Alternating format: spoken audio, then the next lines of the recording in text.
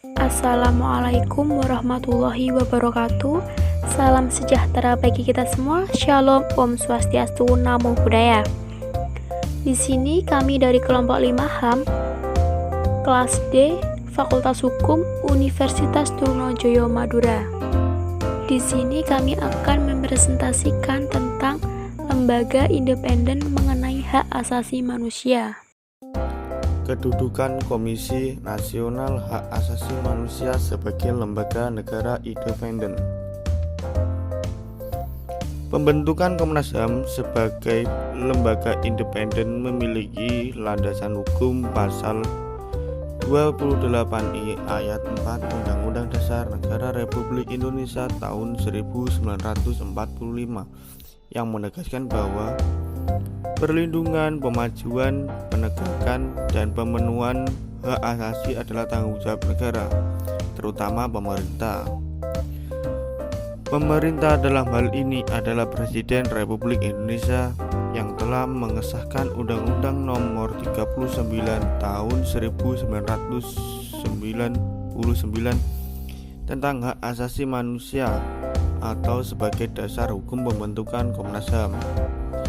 Karena itu, Komnas HAM berkedudukan sebagai komisi pembantu negara.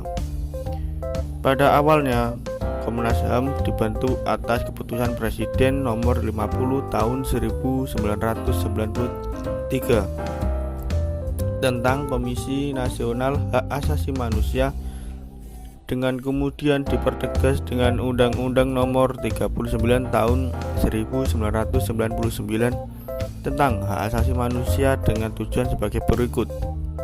1. Mengembangkan kondisi yang kondusif bagi pelaksanaan hak asasi manusia yang sesuai dengan Pancasila, Undang-Undang Negara Republik Indonesia 1945, dan Piagam Deklarasi Universal Hak Asasi. 2.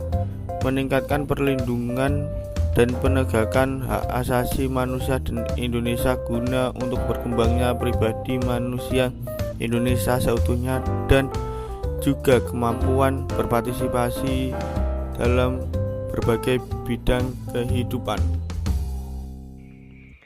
Selanjutnya, Komnas HAM berdasarkan Undang-Undang Nomor 40 Tahun 2008 tentang penghapusan diskriminasi ras dan etis juga mendapatkan tambahan kewenangan berupa pengawasan.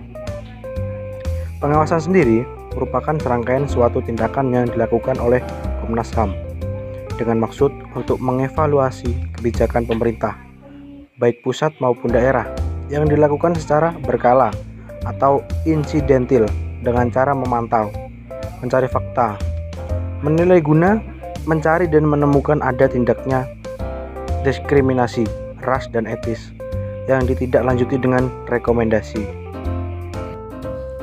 Maka dari itu, melalui Undang-Undang Nomor 39 Tahun 1999 tentang hak asasi manusia yang dapat diketahui bahwasanya kedudukan Komnas HAM merupakan sebagai lembaga independen yang membantu pemerintah untuk mengembangkan kondisi yang kondusif bagi pelaksana hak asasi manusia dalam Indonesia.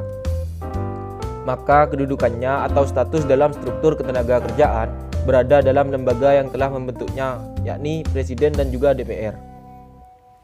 Menurut Undang-Undang Nomor 39 Tahun 1999, Komnas HAM juga berwenang dalam melakukan penyelidikan terhadap pelanggaran hak asasi manusia yang berat dengan dikeluarkannya Undang-Undang Nomor 26 Tahun 2000 tentang Pengadilan Hak Asasi Manusia. Berdasarkan Undang-Undang Nomor 26 Tahun 2000 tentang Pengadilan Hak Asasi Manusia, Komnas HAM merupakan lembaga yang berwenang menyelidiki pelanggaran hak asasi manusia yang berat. Dalam melakukan penyelidikan ini, Komnas HAM dapat membentuk tim yang terdiri atas Komisi Hak Asasi Manusia dan unsur masyarakat. Adapun yang menjadi persoalan atau permasalahan dalam kelembagaan Komnas HAM, yaitu yang pertama, dasar hukum pembentukan HAM. Komnas HAM dibentuk berdasarkan UU Nomor 39 Tahun 1999 tentang hak asasi manusia dan tidak diatur berdasarkan undang-undang khusus, melainkan hanya menjadi bagian pengaturan dari undang-undang lain. Padahal di beberapa negara lain, khususnya di kawasan Asia Pasifik, keberadaan institusi HAM-nya diatur dengan undang-undang khusus. Malahan di Thailand dan Afrika Selatan diatur langsung dengan konstitusi. Keberadaan Komnas HAM selain tidak diatur dengan undang-undang khusus, juga tidak diatur oleh Undang-Undang 1945 secara langsung, meski di dalamnya terdapat pengaturan terhadap norma-norma HAM. Implikasinya, Komnas HAM tidak mempunyai legal standing untuk dapat menjadi pihak baik pemohon maupun termohon dalam sengketa kewenangan konstitusional di Mahkamah Konstitusi.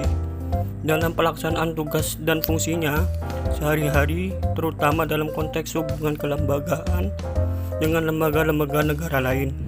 Persoalan untuk terjadinya sengketa kewenangan itu merupakan sesuatu yang tidak dapat dihindarkan oleh Komnas HAM. Selanjutnya yaitu permasalahan yang kedua, permasalahan independensi dan kedudukan sebagai lembaga negara. Komnas HAM sebagai lembaga independen diatur secara eksplisit oleh UU Nomor 39 Tahun 1999 tentang Hak Asasi Manusia.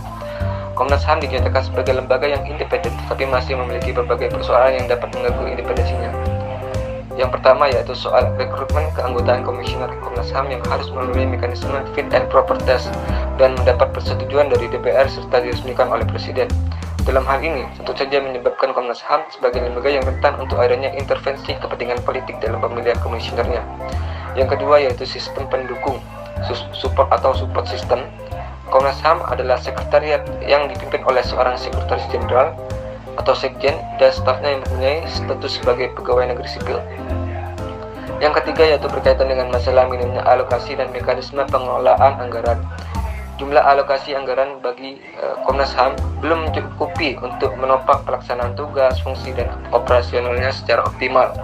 Begitu juga dengan mekanisme pengelolaan anggaran yang dilakukan oleh sekretariat yang bersifat birokratis karena berdasarkan mekanisme pengelolaan keuangan negara.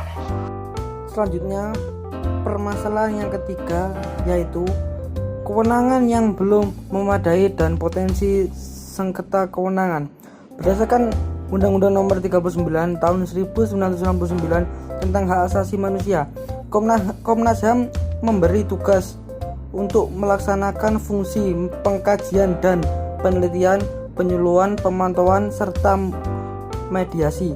Komnas HAM juga memiliki kewenangan sebagai penyelidik khusus penyelenggaraan HAM yang berat berdasarkan Undang-Undang Nomor 26 Tahun 2000 tentang Pengadilan Hak Asasi Manusia dan berdasarkan Undang-Undang Nomor 40 Tahun 2008 tentang penghapusan diskriminasi ras dan etnis. Komnas HAM diberi wewenang sebagai pengawas dari pelaksanaan undang-undang tersebut. Melihat sejumlah kewenangan yang dimiliki oleh Komnas HAM yang tersebar ke dalam beberapa undang-undang seperti di atas, maka hal ini memperlihatkan tidak adanya sebuah kelembagaan Komnas HAM yang utuh dan komprehensif. Terkesan kewenangan yang dimiliki oleh Komnas HAM seperti tambal sulam dan tidak sebagai sebuah kewenangan yang secara sistematik melekat kepada lembaga tersebut dikaitkan dengan tujuan yang dimandatkan kepadanya. Kewenangan yang dimiliki oleh Komnas HAM itu dirasakan masih sangat lemah karena hanya sampai kepada tahapan memberikan rekomendasi yang tidak memiliki kekuatan mengingat secara hukum. Dan untuk yang terakhir yaitu kesimpulan. Di sini kami dapat menyimpulkan bahwasanya sebagai negara hukum, Indonesia menjamin adanya perlindungan terhadap hak asasi manusia.